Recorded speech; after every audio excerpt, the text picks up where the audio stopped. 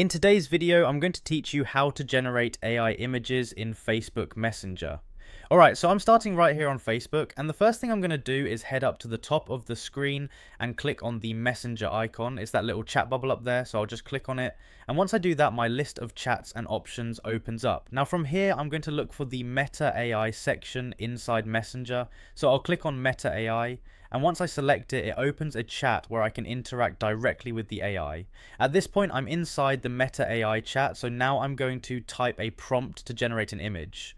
I'll just click into the message box and start typing something like generate a random image. You can basically describe anything you want here, but I'm just keeping it simple for the demonstration.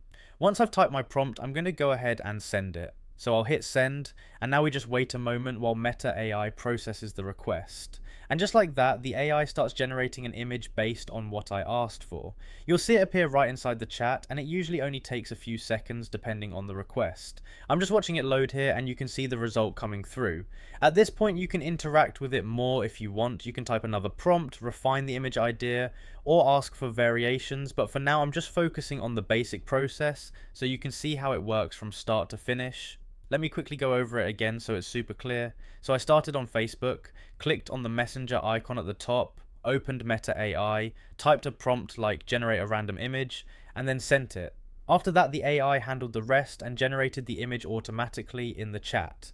And that's really all there is to it. It's a pretty straightforward process once you know where Meta AI is inside Messenger, and you can use it for all kinds of image ideas just by typing different prompts. So once that's done, you've basically got your AI generated image ready right there in Messenger.